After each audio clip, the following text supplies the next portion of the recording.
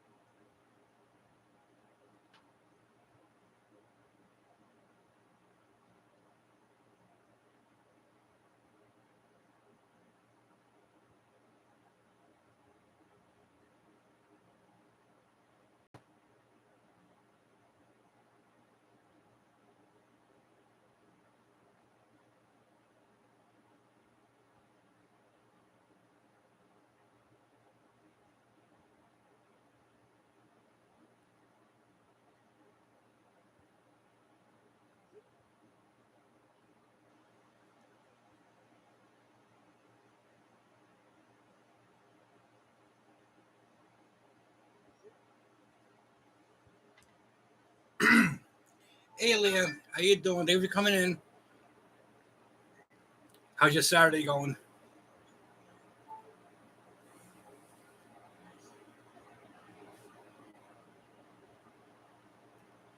Hey, Mrs. Miller, how you doing?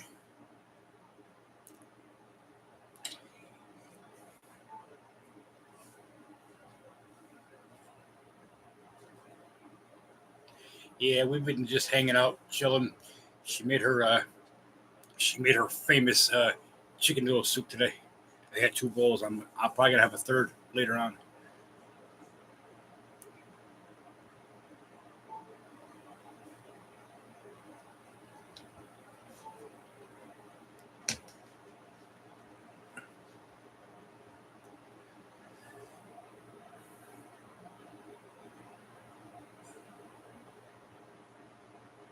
Oh, that's good.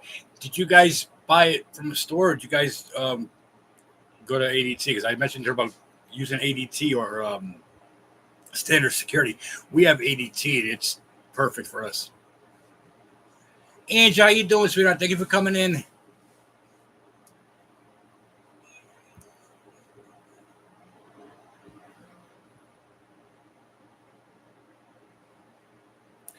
Hey guys, give me 2 seconds. I gotta do something really quick. Yeah, yeah, yeah.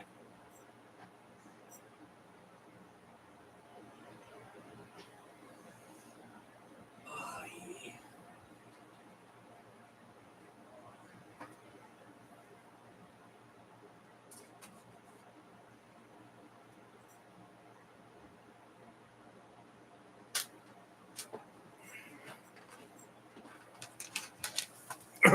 There we go. All right, sorry about that. I just had to grab something really quick. Hey Emily, how you doing? Thanks for coming in. Treating, hello. Wow, you're up. How you doing?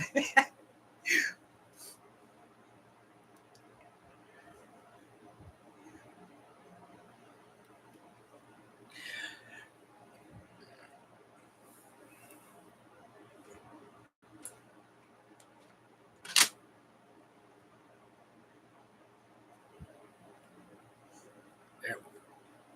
All right. Basically, it's like a spur of the moment thing. Open forum. Ask me any middle of music. Then, now, in between. Not only it doesn't have to be the 80s or 90s. It could be today, for that matter.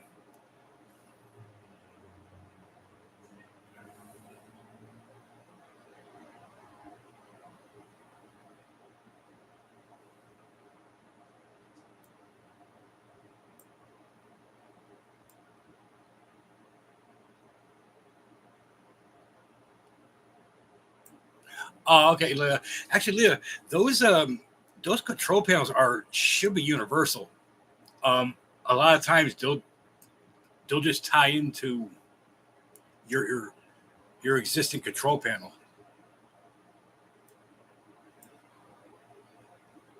Like we got we got it when we first moved in, and um, it comes with the the camera for the the bell, the bell ring bell, whatever it's called, and then we got a camera in our backyard that expands out the entire backyard. And if we want, we can add a couple more.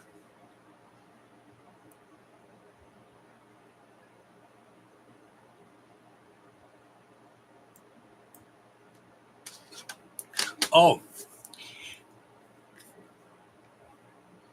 today is mine and Mrs. Metalhead's 7-year anniversary. As of today, she know I forgot about it, but I didn't. 7 years ago today, we basically talked more, and that's when I basically popped the question about coming back here or going down there and being together again. Thank you, Ange. Thanks, Emily. Yeah, 7 years. But basically, it to me it's longer than that. To me, it's since high school. But yeah, today's 7 years. How I lasted this long, I don't know. Love you.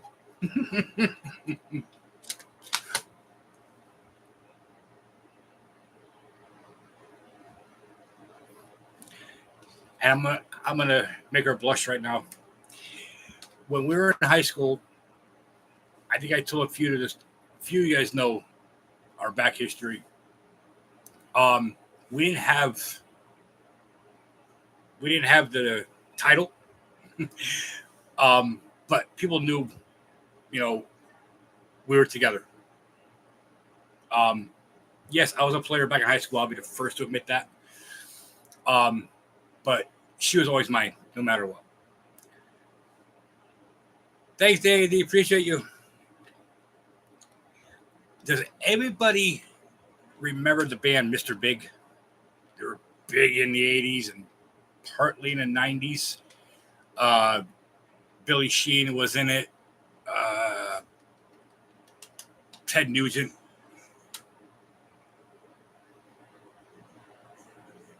Mrs. Miller, no. You know that I cannot stand Avenged Sevenfold. I cannot stand them. I don't like them. I never did. They put out some good music, but nothing big for me. One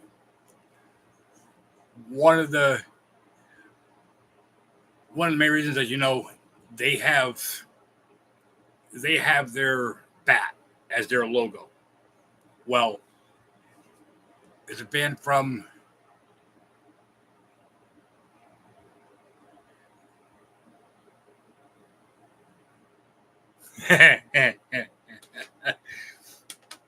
but hold on, I'll continue with that Avenged Sevenfold thing. Does anybody remember the band Mr. Big? Our song back then, back in high school, everybody had their couple song. Mr. Big, the song "To Be With You." That song has been our song since probably 1991-ish, 92-ish, something like that. I told Mrs. Meadow back in high school, I basically told her, "You're going to be mine. You just don't know it yet." And look what happens.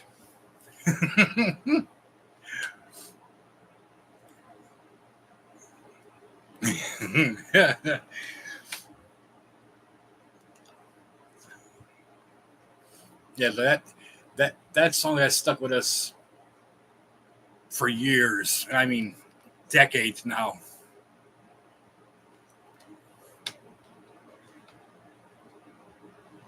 Yeah, very true. She was this little short thing when I first met her. Still is short, but short. And I was talking to a mutual friend of ours, and she came up out of nowhere being nosy. And first thing I said was, I was talking about my friend Brian and friend Chino. And she came up, yap, yap, yap. And I said, who's this pretty little thing? And she had the little polka dog eyes. And that was the start. that was the start of us.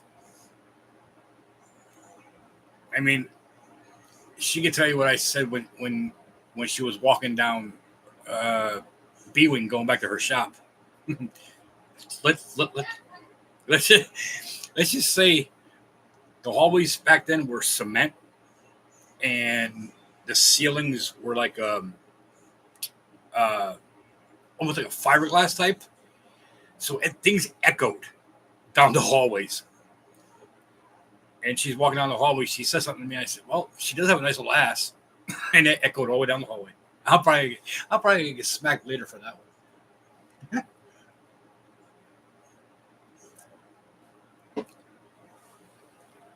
But all serious, 7 years. I still say we were meant to be back in high school. She joined the Air Force straight out of high school. Went down, was down in Texas, stationed there. I stayed up here, did my thing, but we never lost contact over 27 or 27 years, something like that. Never lost contact. Dating back to Facebook time, and I think AOL too.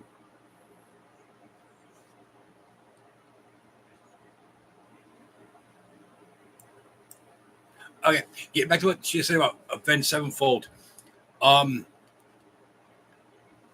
They have a few albums out. I never liked them. They're what I call all part of that. Excuse me, mid 2000s new wave of metal type. Part of that new metal crossover stuff. I never did like them. I hate them now even more. MySpace, yeah, those days. They have their logo is a bat.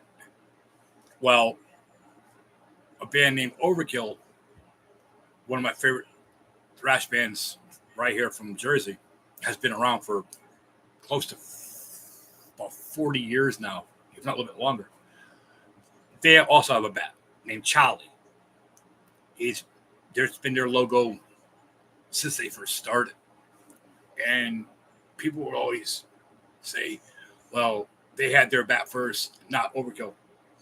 There's been forums that have added up. There's been fights between people. Yeah, I don't like Avenged Sevenfold. Their fans are even worse. Like I said, I think they have like 4 albums out, 5 albums out, something like that. Not for me. Never have been. The lead singer, I forgot his last name, but his name is like Zachy something. He's just stealing his name from Zach Wild. It's like, be original. Get your own thing. But yeah, I never cared for Avenged Sevenfold.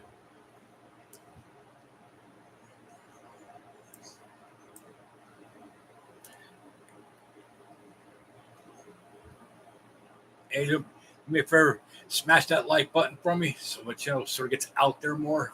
I'm going to try to do more lives like this, and also like I did yesterday, do the uploaded videos. Also, right after me, I think Fafo's going on. If I remember correctly, 7:00, I think it is, or something like that.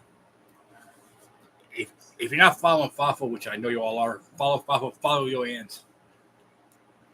Her and a crazy Amish yeah, I can't even talk today.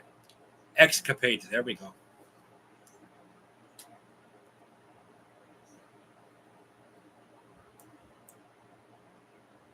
So, any questions you got, send them at me. Whether it's about favorite albums, anything. well, bands now, in between anything.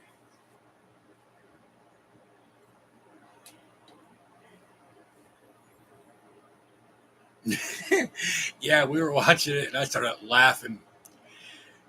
The first thing I said was, "Uh-oh, Amish people don't like being filmed as it is." I'm like, "Oh god, there's gonna be a fight somewhere. Somebody's gonna."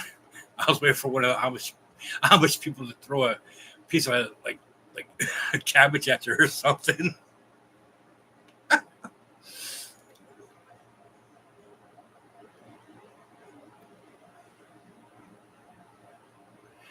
Reach behind me and you pick. Oh man, that's hard. Reach behind you, pick the fifth CD from the second row. Oh god.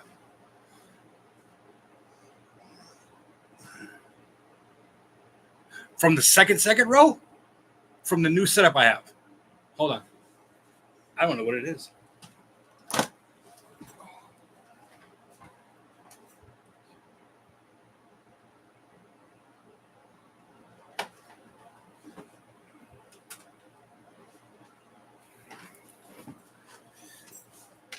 Okay. Oh wait, you said behind me, behind me?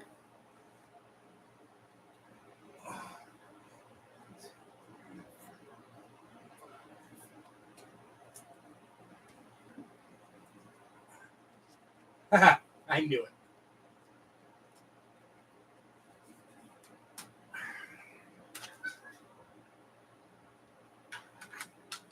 Okay. Fifth row or second row, fifth in. Zos Zoskia Cultus by one of my favorite death metal band, black metal band, pagan metal out of Poland. Mrs. Metalhead saw these guys one time down in Texas. I've been into these guys, God, since I first heard them back in 1990 on a compilation. Back then, that black metal from especially from other countries was hard to find over here. Hard to listen to it unless it was like a local radio station that had it, like the underground, or through magazines, or through word of mouth. These guys have been putting out insane stuff forever. This is one of my favorite albums by them. Thanks for picking this one. Yes, and the metal scene over in Europe, especially in Poland, is phenomenal. Um, a lot of death metal comes out of Poland, uh, black metal, some crossover. Um, Poland got noticed late 80s, early 90s, um, as well as the bands that came out of Norway. Um, I'm sure people have heard, backstories. All right, a lot of people frown upon Behemoth and the type of music they are. They're extreme metal, satanic metal. They are against religion, like like nobody's business. Um, they've been banned in a few countries because of their content, just like a lot of bands from Norway. Back in the late 80s, early 90s, there was a lot of church burnings going on, especially over in Norway and in Poland. Um, and a lot of it was kids doing it from the cults that were over there, which are still over there today. Um, a lot of people, a lot of people judge people by this type of music. I'm, I'll be first. I've been into that type of music my entire life. Um, I have my own thoughts on a lot of things with religion. and that other big word starts with a P. I was an altar boy for, let's see, I was probably 14, I think, maybe 15. I was an altar boy for maybe 6 months, 7 months. I wasn't comfortable doing it. Nothing bad like that happened, anything like that. I just didn't. It wasn't me. It wasn't for me. And I remember I came home because my mother that back then was, she would go to church every Sunday, like clockwork. And yes, I went to religious school like a lot of kids did back then. That was part of growing up in our generation. Parents were, made sure of it. I know a lot of my friends I went to Catholic schools that are also into metal. So when people say, "Oh, you don't believe this, you don't believe that," I laugh at them. I'm like, "You have no clue about it." That's when people find out. Oh, we went to these type of schools. Hey, Adrian, how you doing? Thanks for coming in. It's okay. I just came on. It's nothing big. Thank you, Adrian. I gotta check the settings on. I just noticed your wrench is gone. I don't know what happened. I gotta go to the.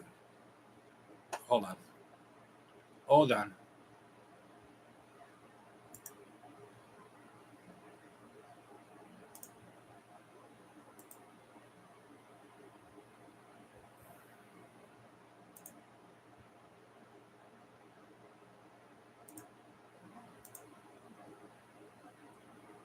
Adriana, you should be okay now.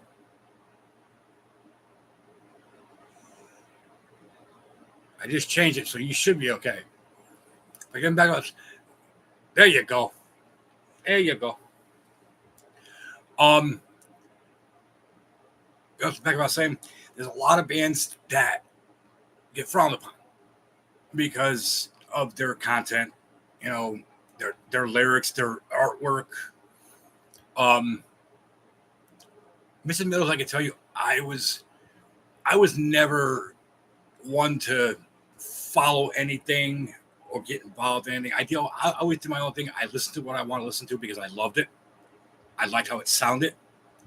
I didn't, fall into that category of all mainstream, all the the alternative stuff that was back in the '90s. I never liked it, and being, around my brother and cousins all constantly that were in the metal, I just gravitated towards it. Granted, I grew up, my household, my father was big into Elvis, Sinatra, the Rat Pack, Bing Crosby, things from back in his era. So that was always playing in my house, and that's why one of my guilty pleasures is Elvis, Bing Crosby, Sinatra, Rat Pack, things along that line. One type I cannot get into is country. I hate country. I can't. It's too depressing for me. My father was into it. I know. But yeah, I grew up around the metal, and yeah, there are bands out there that, do their own thing, to say the least. But yeah, Behemoth has been around for quite some time. I took Mrs. Metalhead when we were down in San Antonio. They played at a place called the Aztec, and she was blown away by them. About the crowd participation, how they are on stage, how heavy they are. Her future ex-husband is the lead singer by the name of Nergal. If you have a chance, they're on YouTube. Behemoth, Behemoth. You'll see them. They're all over the place. They've been around for years. I mean, decades. Great album. It's definitely one of my favorite albums. We got some.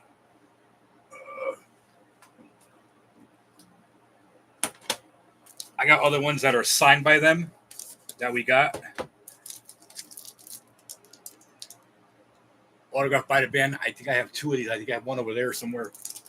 Actually, Mrs. Metalhead got me this one also with the autograph, I have the main one behind me up there.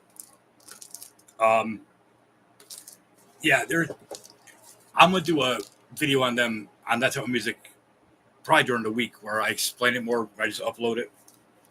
But yeah, they've been around for a long time, and bands out of Poland, they're like a lot of countries, like especially Poland, Norway, Sweden, a lot of bands, metal bands. Lila, I just saw that about Viking metal. I love Viking metal. A lot of bands come out of Sweden, which is my favorite country for metal. Band called Amon Amarth. Big fans of them. We also saw them down in Texas. I've seen them many times. Great band.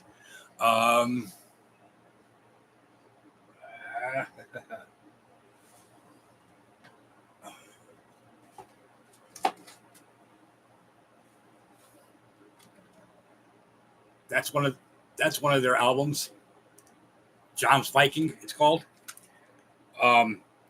They've been around for probably mid '90s. No, I'm sorry. Late '90s, early 2000s. I think their first album came out in '99. I believe it was 2000. I think it is. But yeah, they've been around for a while. There's a lot of great Viking bands out there, metal. God.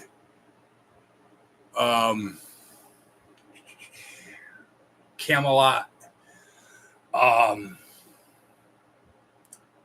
Power Wolf, Power Mad. There's just a bunch of bands that fall in that category that I just absolutely love. My Dying Bride's another band from Europe, like a gothic, doomy type death metal. There's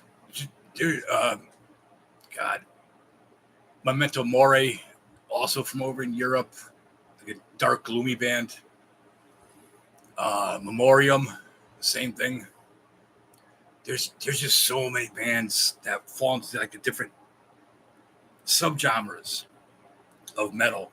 I call it a tree that is like that has so many branches that just goes off different directions. Let me catch up this chat. What did she say? Yeah, the lead singer Behemoth. If you look him up, I'm sure she'll send you a picture of him. That's her future ex-husband. He's a nutcase, to say the least. He's on Instagram. He don't care what he puts up. That's what I like about him. He doesn't care what he puts up. And I mean, how he hasn't got banned yet from Instagram is beyond me. But yeah, yeah, he's definitely one of those guys that doesn't care. And Europe, the bands over in Europe, especially the metal scene over in Europe, has always been big. I mean, you have bands that have come out of Europe for decades. Motorhead, Judas Priest, Maiden, Saxon, Scorpions for that matter, Obscura, Behemoth, Amon Amarth. It's just over there, there's so much a big following over there with metal. There's so many bands coming out. It's like a lot of things that are released, they come out over there first, then over here. That's how it was back in the 80s, 90s. They would have releases over in Europe first, and then 2 or 3 months later or whatever, they'll get released over here. So that was back then. It was like they were considered unknown, and like I said, the only way people would hear about them is through others, magazines, pen pals, the radio. MTV played their their European music, that came out in the 80s, the popular stuff, the new wave stuff, their alternative, and it's Sabbath too. Sabbath was the same way. You have bands over here flourishing, and then you start to hear Sabbath. What was cooking over in Europe. And once that crossed over to here on compilations, demos, EPs, that's when things started to notice, and people started noticing things over there that were going on for years.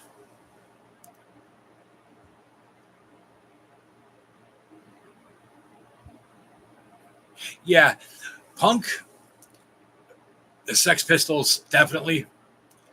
A lot of thrash bands here in the States, especially back in the 80s and 90s, a lot of the thrash metal bands were influenced by punk. Punk played a big role in it. I don't like the punk of today. It's not punk to me. I'm sorry, but people who think Green Day is punk, they're not. If anything, they're watered down mainstream punk. That's like that band, No Doubt, or what the hell was named with I forgot that lead singer's name. They were more punk than Green Day, and they were in the same genre, the same year, just about. Yeah, exactly, and they're more. I call them mainstream punk, because once you blow up on MTV, you're known, and they just played at Citi Field a couple weeks ago, I think it was. Sold the place out.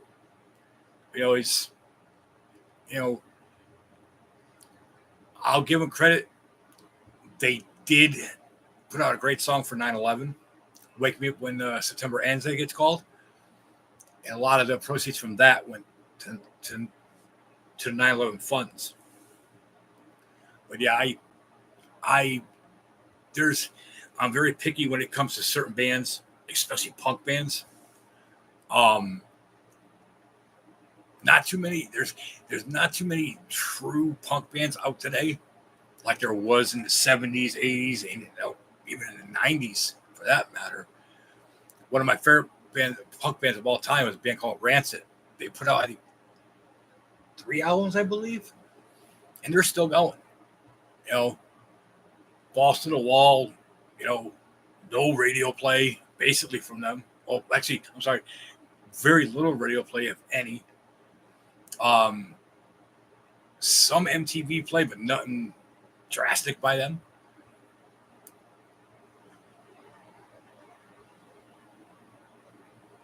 Yeah, Panic at the Disco.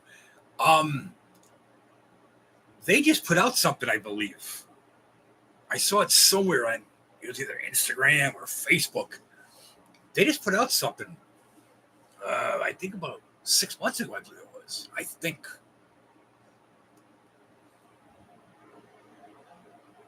Yeah, I Rancid was true punk. They didn't oversell themselves. They just want played. And that's how it should be, especially with punk bands. Punk back in the day, you had Exploited, which I love Exploited. Phenomenal punk band from LA. You had GBH. You had Descendants. You had a band called All, which put out amazing stuff. My brother had them on vinyl, I believe, and I know he was a big fan of Descendants. Sex Pistols, same thing. Still one of my favorite punk bands of all time. Sex Pistols, hand downs. I think they set the bar pretty high when they first came out with classic stuff. And then you had the more modern stuff coming out, in the mid 90s.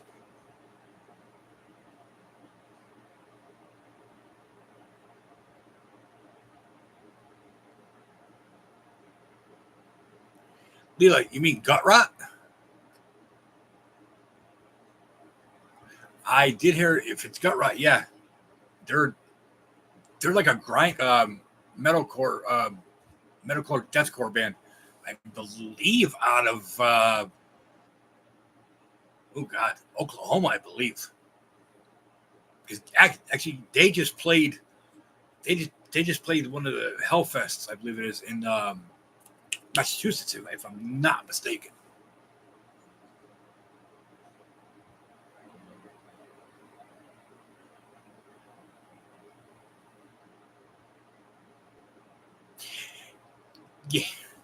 Yeah. Mrs. Metal has a whole variety of different stuff on her phone, so she just puts it on the stereo downstairs, and she just plays it. So Sunday mornings, I can hear anything from classic stuff from like the Righteous Brothers to gospel to country to Alicia Keys, all in the same hour. Yeah, and then you throw in some metal in there. It's like a whole Woodstock in my own backyard. Yeah, yeah, Leela. I think that's who I'm thinking of. That's another state that has a very very good metal scene. Um, Being so close to California, Arizona has always had good bands coming out of there. Um, a lot of them leave Arizona though to go to either Cali, Vegas, or Chicago, or even out here to the tri-state area. Yeah, there there's been bands in the past that have come out of Arizona. Well, that general area out there.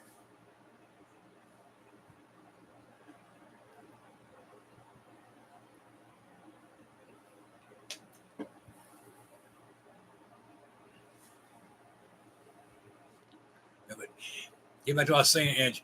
There's with Poland, there's the scenes from out that area. You know, Norway, Sweden, Poland. Um, God, there's bands coming out of Iraq and Iran, believe it or not, and even where Dindin's from, Trinidad. But a lot of times, bands over there are under a tight leash from the government over there. They're not allowed to play what they want. I mean, there's there's death metal bands from here in the United States that are not allowed to play over there, that are banned in countries simply because of their content. You know, it's the lyrics are too graphic for them. The song titles are too graphic for them. That's why a lot of bands skip going over, overseas that want to go over there because the fans over there are so rabid. They're so rabid to see the bands from over here, over in their country. You know, they got the bands have to have their passports, their visas, you know, updated automatically and make sure all of the paperwork is done and past the red tape and everything. Um, there's been bands that had to postpone tours over there because government officials over there um, found something stupid with their visas or their passports. A lot of times people say it's the people that are doing it on purpose to stall from them playing over there because over in Europe you have a certain amount of time that they'll give you to make sure your paperwork is in order. And a lot of times they'll stall on it and they'll go up to that limit and then say, okay, you're fine. And by that time, no one knows, if they're going to play or not, which I think is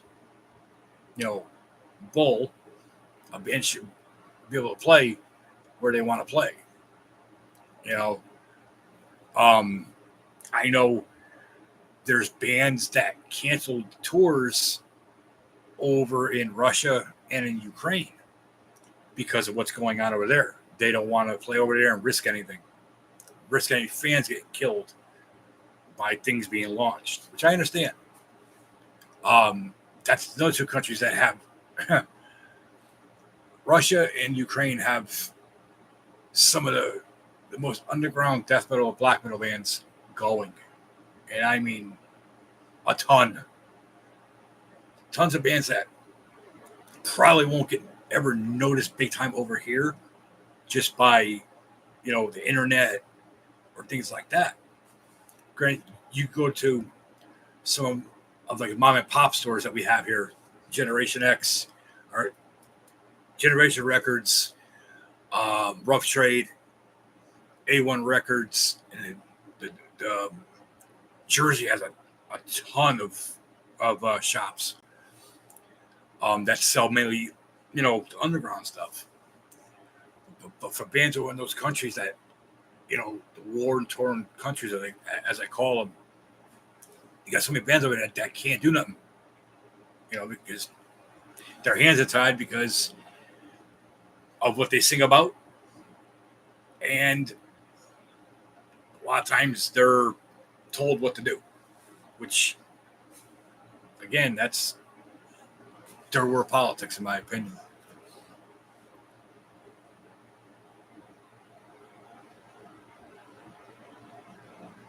Yeah, Leah, I know lead singers that would do that. They would go into very tight rooms and they would put down towels by the doors to block off any openings. So they'll get going, you know, so they're ready to go. What they're basically doing is stretching their vocal cords in their neck, basically, and getting their diaphragm all set. There's very few singers that can just go on stage and sing without getting warmed up. Rob Halford's one of them. Lemmy was one of them. King Diamond, Merciful Fate. If you look him up, he's originally from Copenhagen. King Diamond, Merciful Fate, been around early 80s. He's a former opera singer. He does all his own vocals. He hits the highs and the lows, and then goes back to his regular voice like that. And people would think, oh, he's using a harmonizer. No, he's not. That's why he's my favorite lead singer. Just recently he hired on a female named Livia, I think her name is, to do backing tracks for him while he's singing. I mean, he can still hit the notes without a doubt, but doing it for so many years, it strains, your chords and everything. But yeah, he's been doing it for decades. Very few lead singers can actually go out there and just snap into it and sing. There's a lot of them do have to, practice before. That's why you'll notice a lot of lead singers won't eat sweets. They won't eat cake. They won't eat donuts. And a lot of them won't even drink. The ones that do drink, it's not beer. It's a hard liquor because the beer has too much stuff in it. And it doesn't coat their throat like say Jack Daniels or Captains or something does. But a lot of them won't eat cake because of the sweetness. That alone can ruin a performance big time.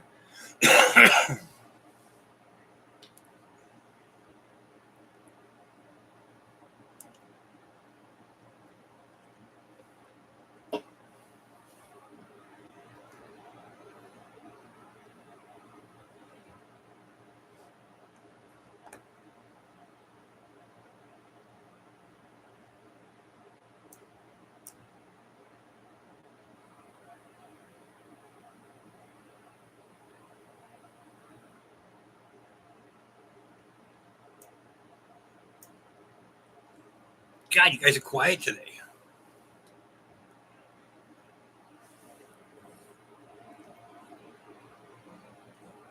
So what's everybody's plans for the rest of the weekend and Monday?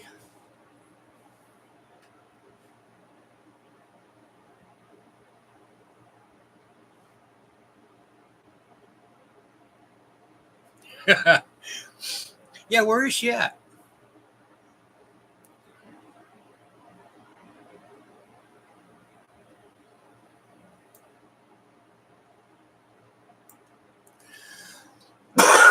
Excuse me.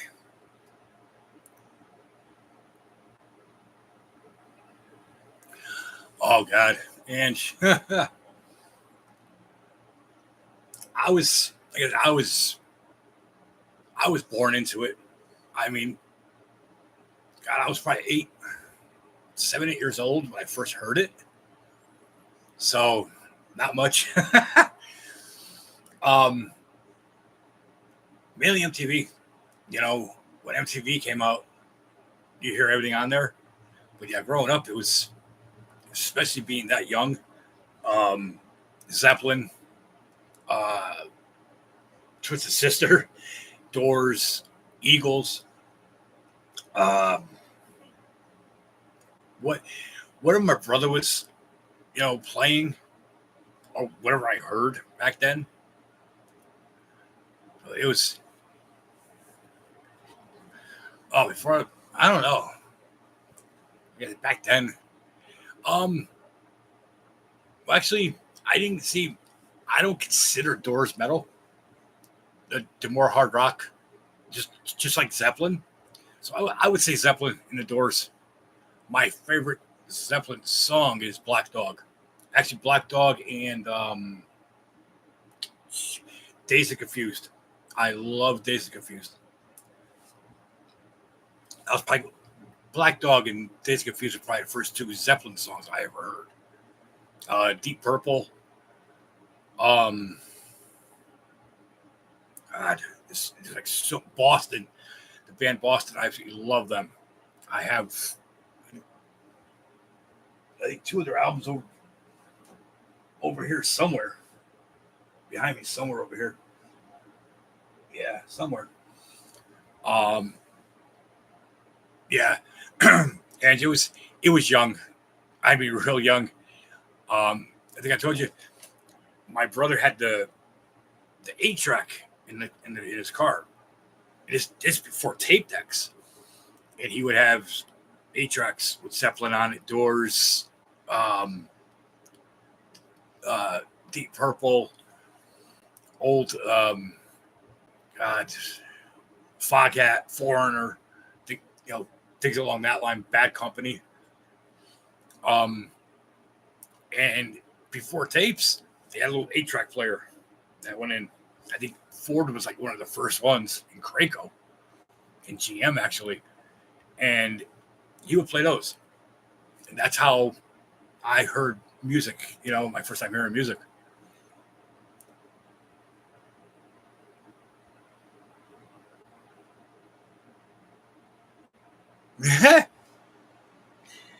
Yeah, Leela, I know that feeling. Years ago, been there, done that.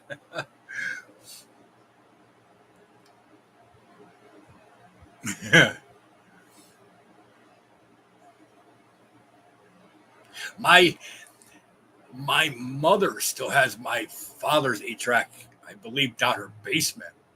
Um, it still works. It was realistic, as with a lot of things back then. You went to Radio Shack to get it. Um, when when tapes first started coming out again, big back in the '80s, there was no way to play it in the car. That's when they started coming out with the, the little adapters that you put in. It was about, I would say, about maybe that long, roughly. Put the tape in, you just push it into the 8 track player, and it had a button on it for play, and then a play stop, or play pause stop, and then like a little switch on it that went back and forth. to like fast forward it. There was no rewind. You would just fast forward on it.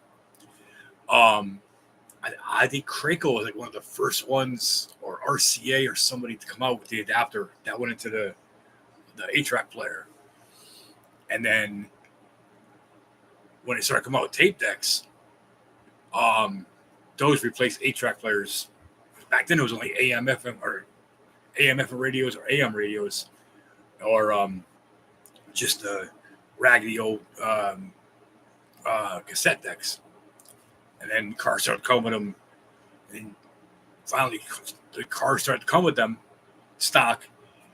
And, you know, I had a pull out in mine. I had a, I think it was an Alpine, I believe it was, or a Pioneer back then. Joseph Catron, how you doing, brother? Thanks for coming in. How you doing? Mr. Vegas.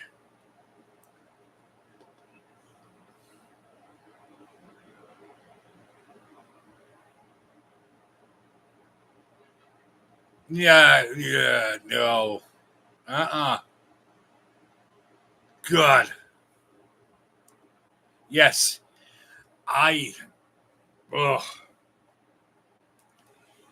There was just, in the 90s, early 2000s, you had this one scene that came out, and they said they were punks. I'm like, you're nowhere near it. You know, spiking your hair and wearing, you know, plaid and suspenders don't make you punks. I'm sorry. And, you know, it was just, I laughed at him. I just laughed. Joseph Coffee, how you doing, brother? I just laughed at him. You know, that was like when what was her name? Avril Lavigne, or what the hell her name is? A little short redhead. Cute. I'll give her that. But, you know, I'll give her credit. She had an amazing voice. She was at the MTV Metallica Icon Awards back in 2008, I think it was. 07, 08. It was when Metallica was being iconed or whatever, getting their Hollywood thing.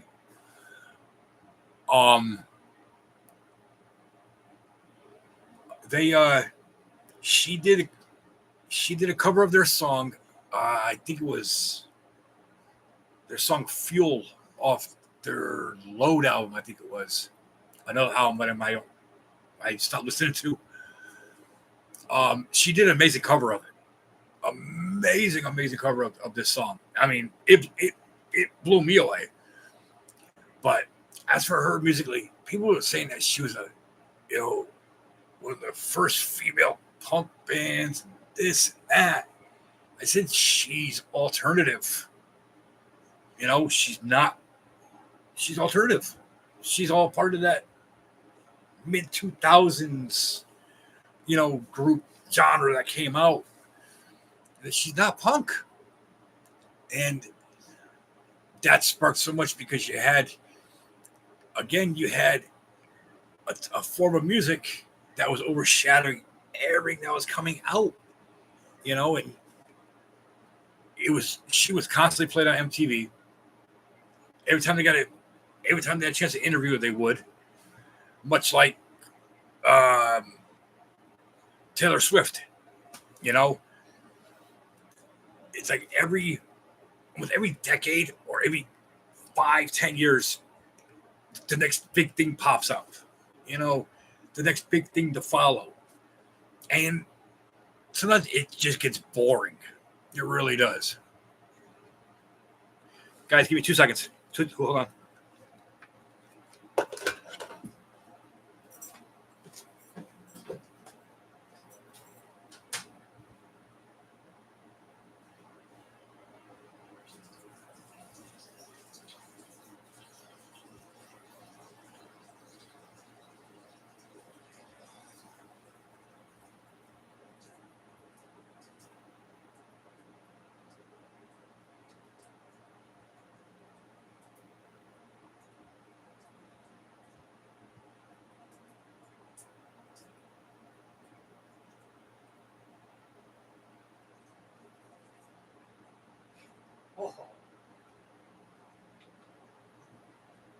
had to pull the Joe.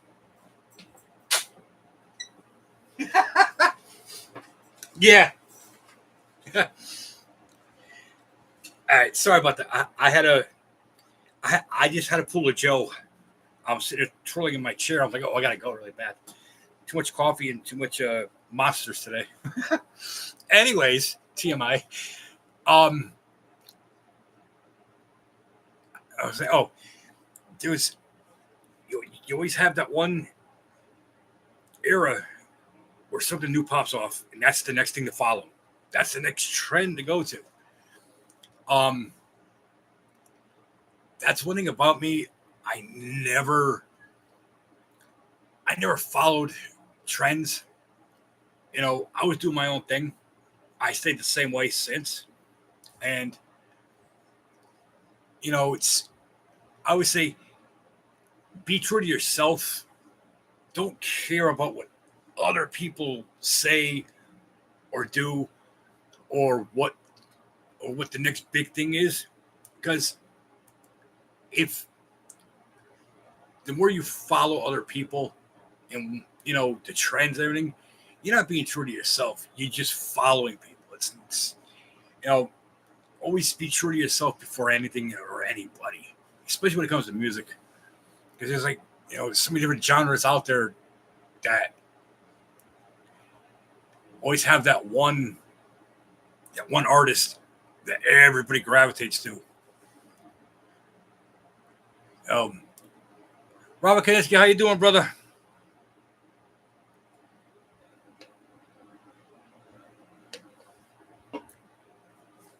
Actually, Megadeth is playing up here September 13th with Mudvayne and All That Remains up at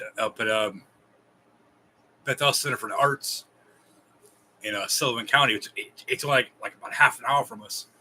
I saw ticket prices. I'm like, for one band, I'm like, eh. As much as I love Megadeth, seeing them put on a 2-hour set would be great. But the other two bands, especially Mudvayne, I never liked Mudvayne. They had, in my opinion, they had one good album back in the early 2000s. They had a couple of good songs on that album. That was it. All That Remains, I've known them for a number of years. The lead singer from All That Remains was the original lead singer in a band named Shadows Fall out of Boston, who I know personally, and they're working on a new album. I can't wait. I can't wait to hear their new album when it comes out. But yeah, there's somebody says Metalhead about it coming up. I'm like, no, it's too much right now. Yeah, Joe, I pulled to you. I'm sitting there going back in my chair, and I'm like, I gotta go. Yeah.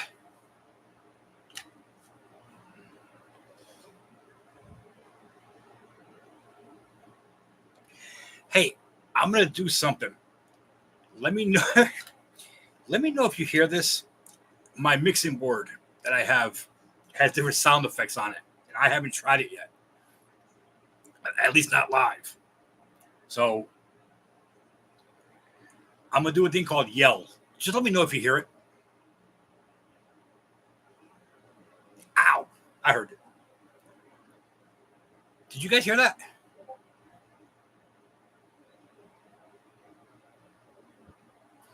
Scared the shit out of me. Okay. Then I must got to do something different with it then. I probably got to work on the output, which is good. I'll use that. I'll figure that out sooner or later. Okay, that's good though.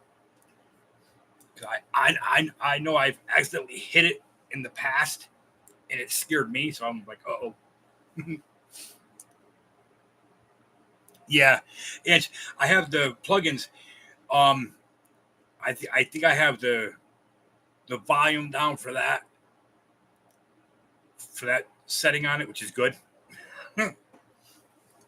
Eventually, I'm gonna hook up to my stereo, do it that way too. All right, keep the questions going. I have another 20 minutes before Fafo goes on. I'm going to try to keep doing this more, even if it's the pre-videos, which I'll probably do one tomorrow, probably do 2 tomorrow.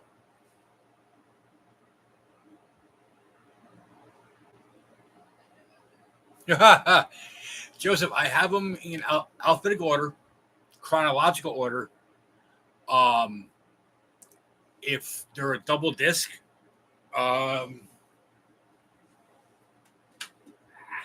shit. Try to find one there.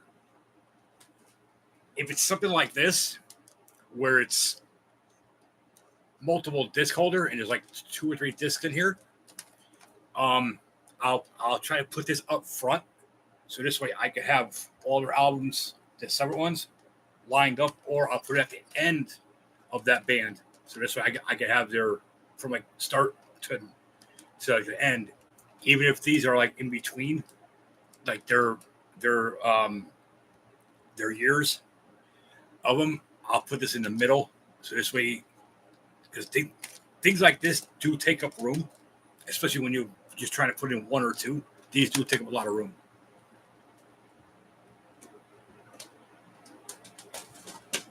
Also, I have a app called Libid, which you can keep track of CDs, records, tapes, VHS tapes, DVDs, books, anything.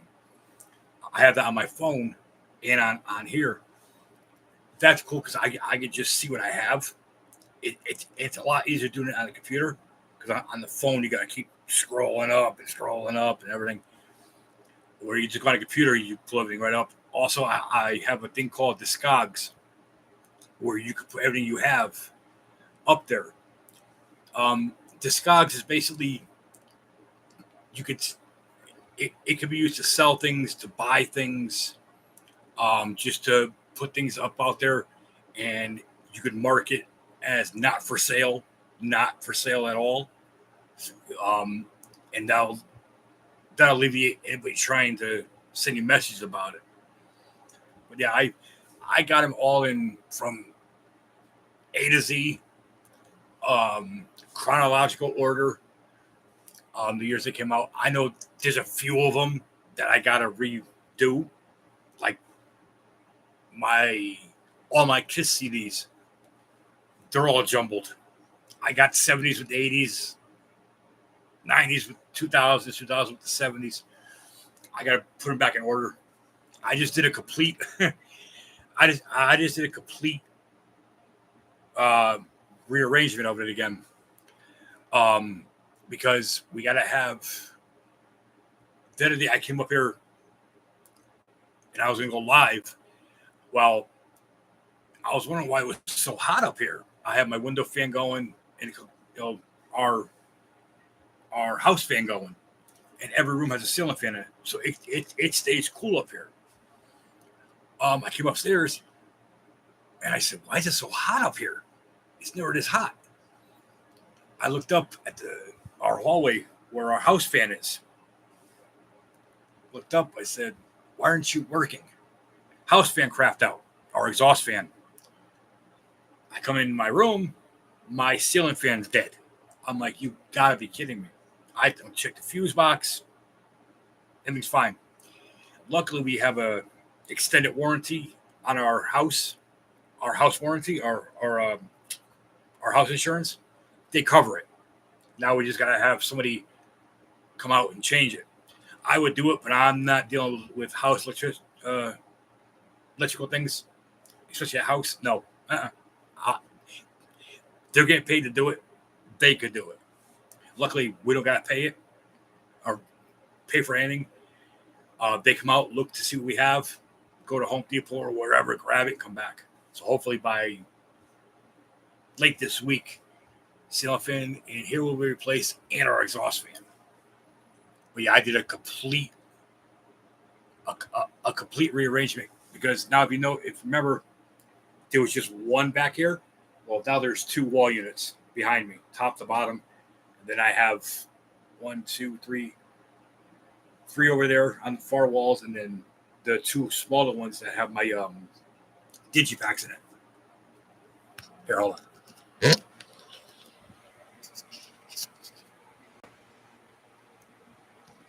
I don't mind that light's too bright. But yeah, that's the entire. That's three of them. You got box sets over there, and then that's the other ones, and then behind me are the ones that I just redid. All those, and those are filled top to bottom.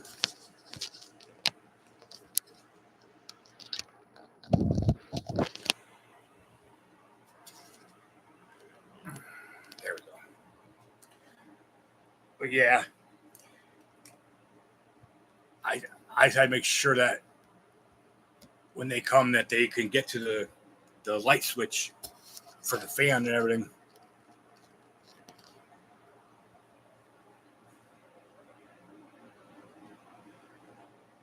Why did I do that again?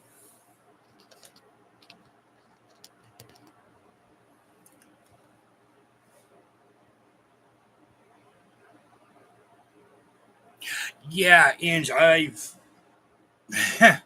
done that. Yeah, I've touched live wires before.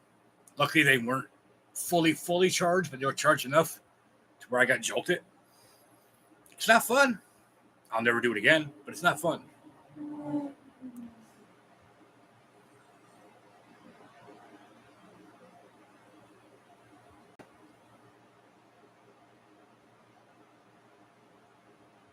Joseph, I'm mainly a buyer.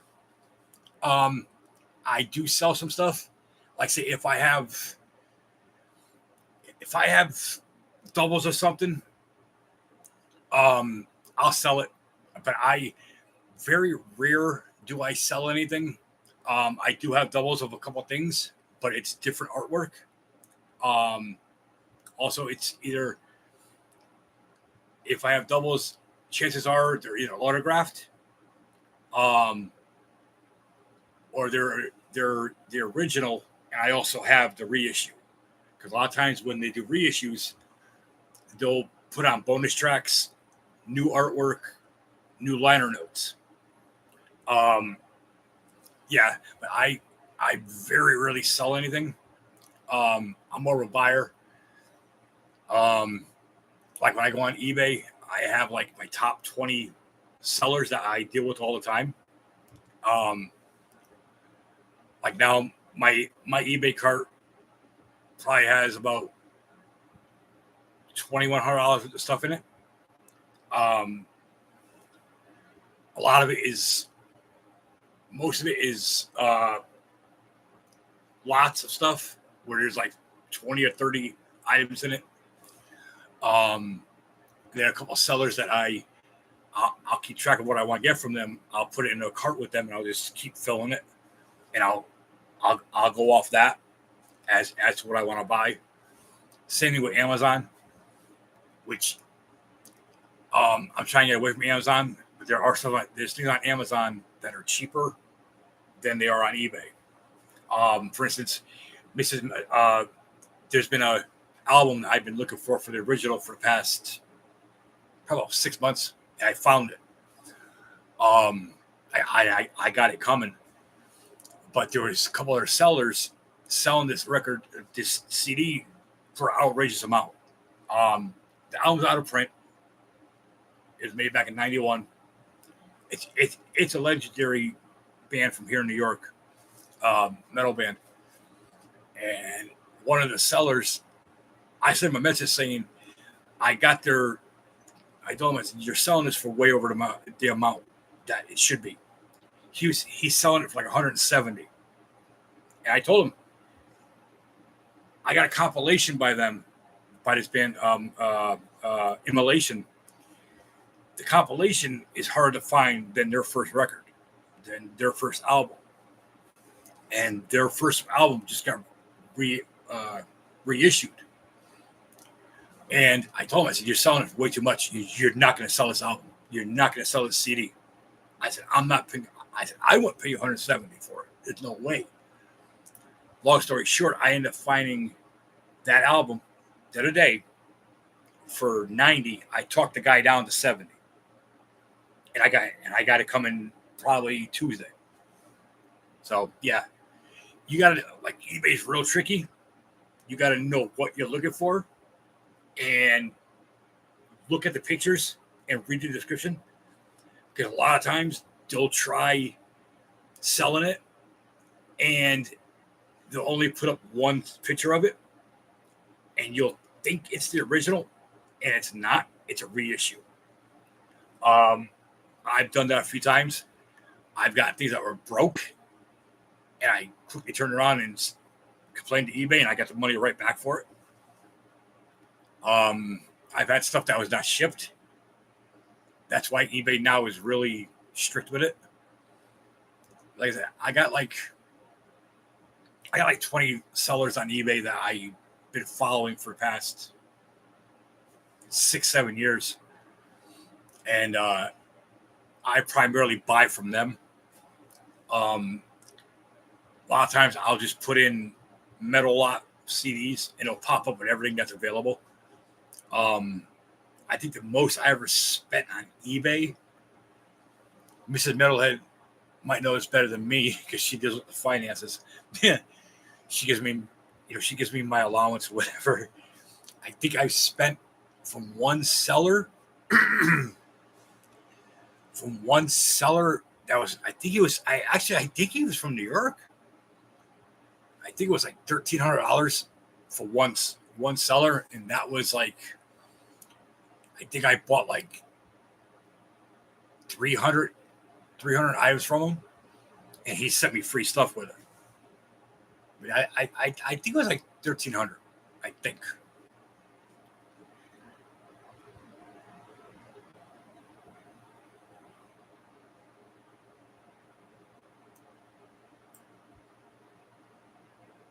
Most valuable CD, Joseph Coffey. Oh my God.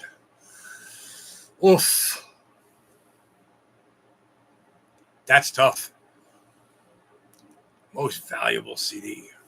To be honest with you, Joe, I have so many of them that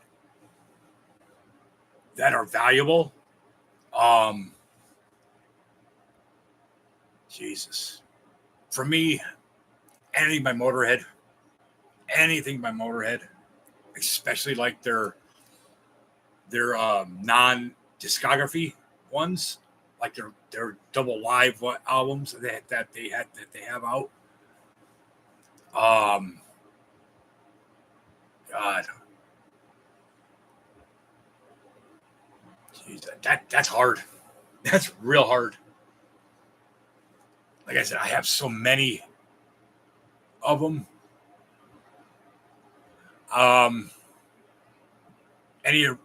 Anything that's original that's severely out of print, that's hard to find. Anything that's like a one-off where a band just did one album and that was it. Those that are hardest to find, especially the ones that they put out one album and it's hard to find out that one particular album that they did.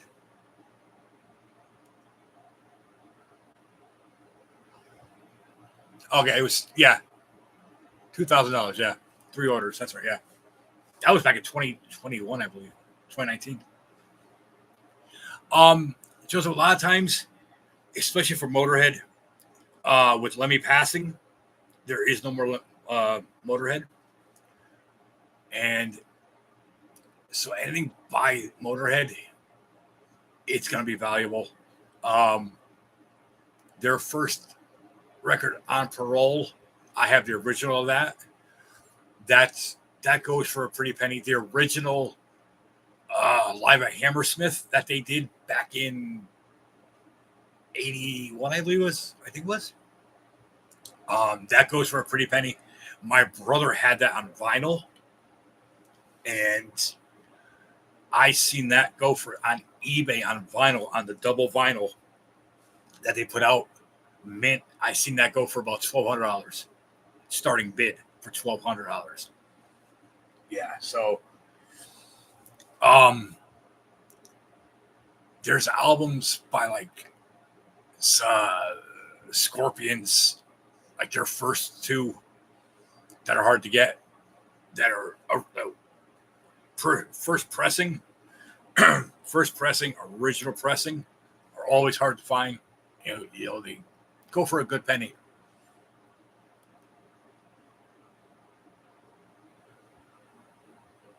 Yeah, Joe. There's so many. There's albums out there that people sell, and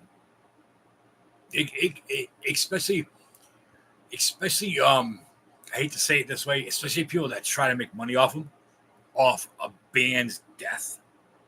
Um, when Lemmy died, there was people selling their collection on eBay.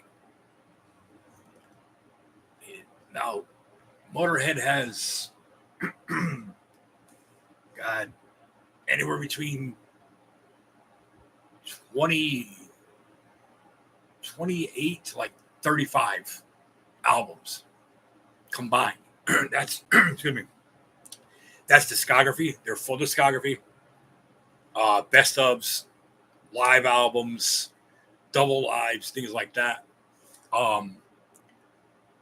People were selling their Motorhead's collections for starting bin was like $2,500. I'm like, you're basically trying to get money off of bands, basically now because they passed away, because that they could sell it and people will buy it. Like when Eddie Van Halen died. I was only short by like I think 6 albums of Van Halen at that time, and I found them. Mrs. Metalhead found them on eBay.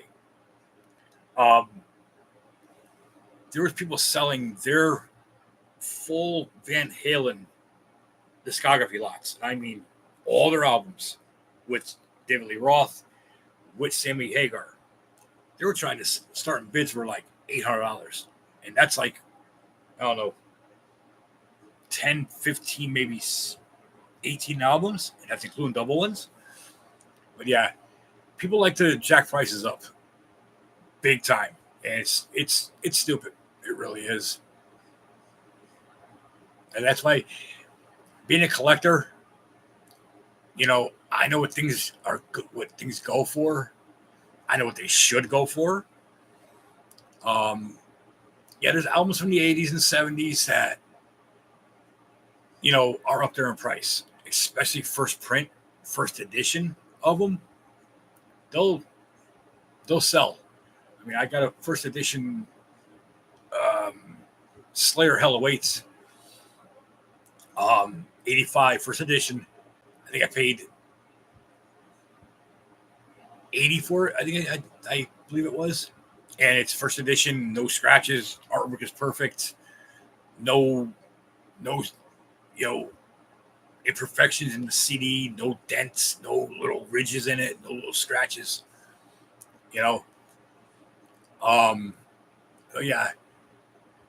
You get albums from the 70s that, like the first Led Zeppelin. If you have a Led Zeppelin album, you gotta be careful with people. First Led Zeppelin, the one that's out, you commonly see it's an orange font. The words are in orange.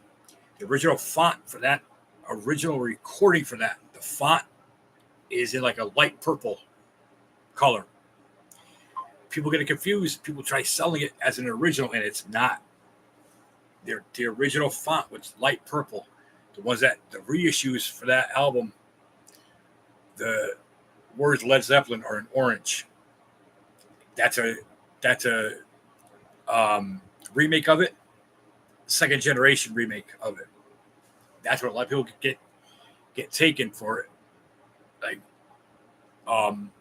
when you go to vendors, flea markets, record store day, it has a lot like that. A lot.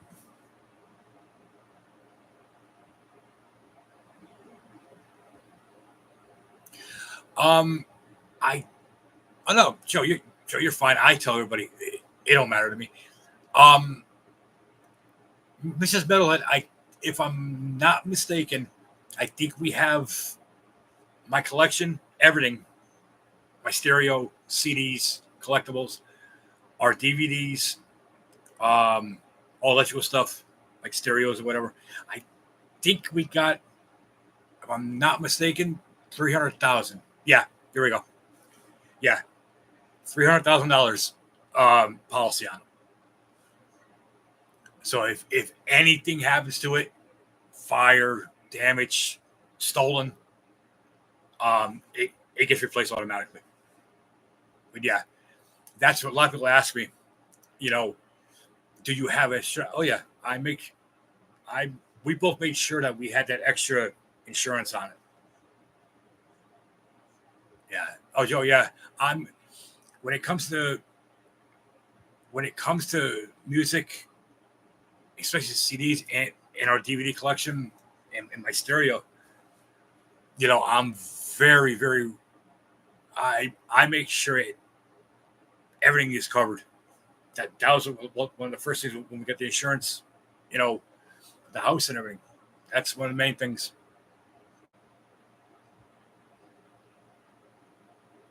Yeah, I got a lot of items, a lot of C's that you can't replace. And I mean, you can find them on eBay, but you got to if you want to get an original first pressing, you really got to know what to look for, you know. But yeah, I'm very, you know, I make sure it's that everything's taken care of, especially collectibles and music. I I know collectors that have 15,000. Hell, I know collectors that have like 25,000 vinyl. They're not insured. And first thing I tell them is, why don't you insure it? Why don't you get them on a separate policy? Oh, it's too much. Lazy, da da da. Okay, so you want to be lazy? Your house catches on fire, God forbid. You just lost probably about $500,000 worth of music because you didn't want to get the extra coverage on it. It makes no sense.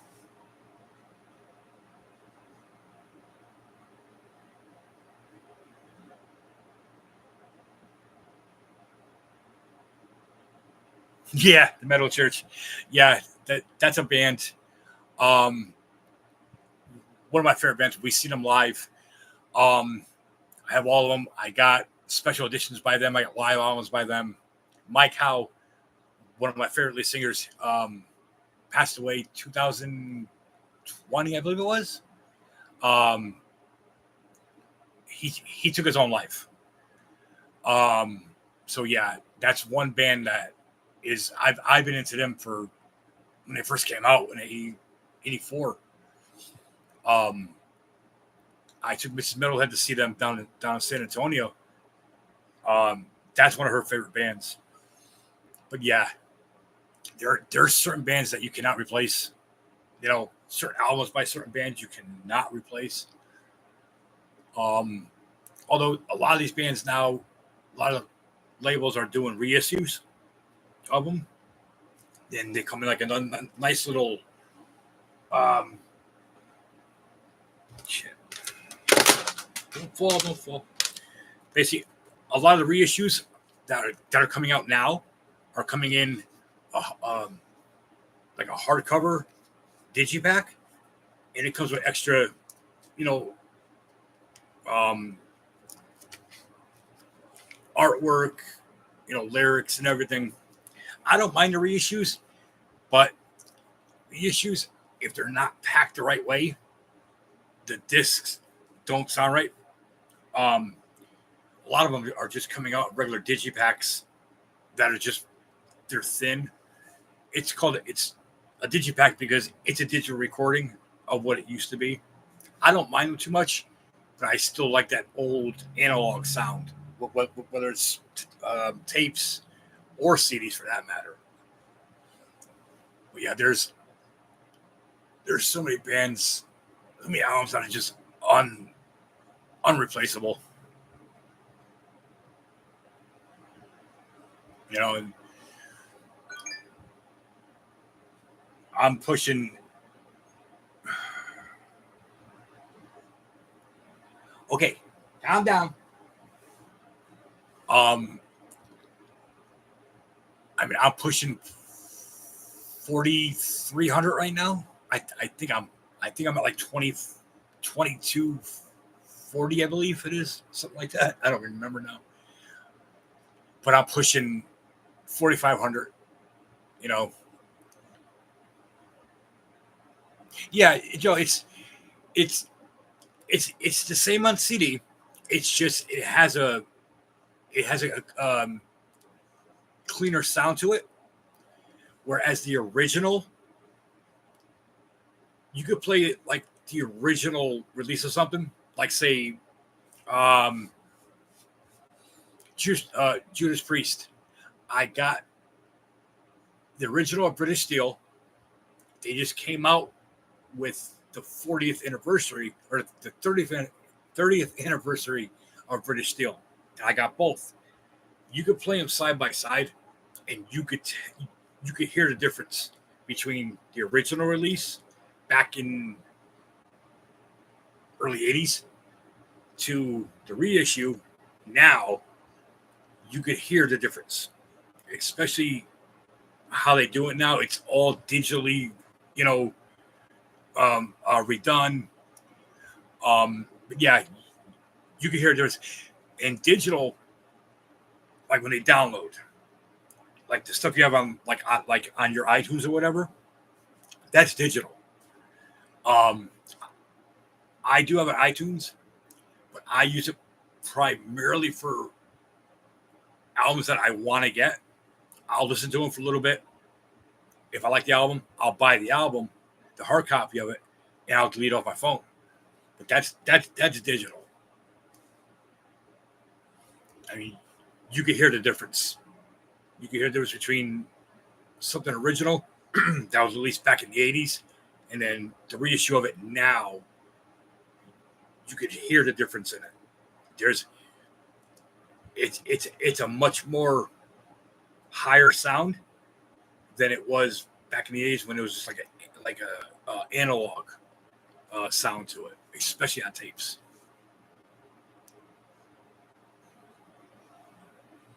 But yeah, nothing like original, nothing like, you know, analog sound.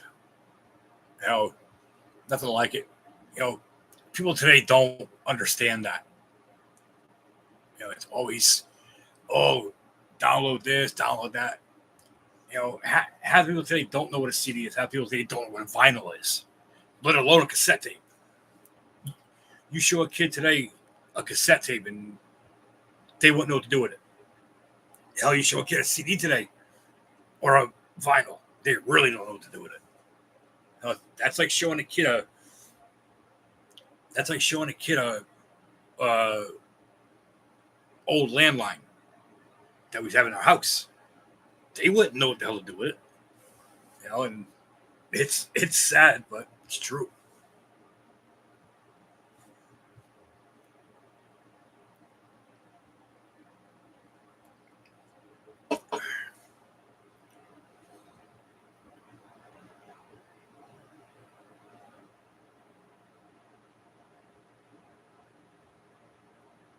Hey, Adrian, welcome back. Yeah, Ange, I just saw your comment up there. Yeah, I'm I say that to everybody.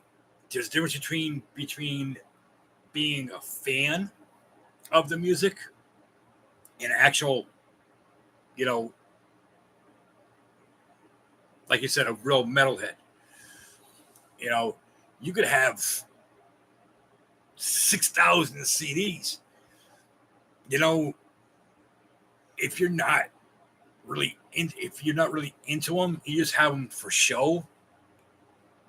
You know, you you're not a collector in my opinion. You're not even into the music. You just have it to have it. You know, yeah. Because I've been into this music since I was little. Like I said, 7 or 8 years old. You know, I have my guilty pleasures. You know, like I told you, my Sinatra, Elvis, Rat Pack, the old school rap, um, things like that. You know, some hard rock. But you know, for me, it's a way of life. You know, people say, "Oh, don't follow the lyrics, and this and that." And I can't tell you how many times I've heard that in my life. Oh, you're gonna grow up to be like this. You're gonna grow up to be like that. Okay, I laugh at them, or the ones that try blaming bands for things that happen to people. Sorry, but it's been proven in the court of law you can't blame a band for what kids or people do, no matter what, no matter what style of music it is. It's been tried. They tried Judas Priest back in the 80s. They tried Maiden. They tried Slayer. They tried Ozzy Osbourne. Um, they tried metal bands for things that happened to kids. That kids did to other people. You know, you can't blame you can't blame music. You can't blame the lyrics. I blame the parents. You know, blaming the music. Blaming the music is just taking an easy way out. It's a cop out. You know, oh, little Johnny did this to little Susie, or little Johnny did this to his little brother. It's playing the music. No, you know, it's it's it's just a cop out. It's an easy way to pin things on, to take things away from the attention off the family, off the parents, and put it on something that you cannot blame. You know, it it it it just it makes me laugh when I hear that. Oh, we're gonna blame the music. We're gonna blame the lyrics. We're gonna sue them. Good luck. You know, it won't hold up in court. Never has. Never will. I mean, it's just knowing right or wrong. That's what it basically is. Well, listen, I'm gonna wrap this up. I'll probably be on tomorrow. I want to thank everybody for tuning in. Again, I appreciate you guys. Love you guys so much. Thank you guys. I will be on tomorrow, more than likely. Definitely not sure what time tomorrow, but I'll definitely be on. If you guys want, write down some questions you want to throw at me. You know, anything. It could be about metal. You know, then, now, in between. You know, pop, hard rock, heavy metal, things like that. Mrs. Metalhead can tell you I'm like a walking encyclopedia when it comes to music, especially metal and hard rock and 90s, whatever, 2000s. You know, and even some of the mainstream stuff, you know. But definitely, guys, thank you. Fafo should be coming up next. Subscribe to Fafo, subscribe to Yo Ange. Everybody, have a great night, great weekend. I'll see you guys tomorrow. As I always say, if you're going to do something, make it count. Metalhead says thank you. Have a good night. Be safe. I'm out.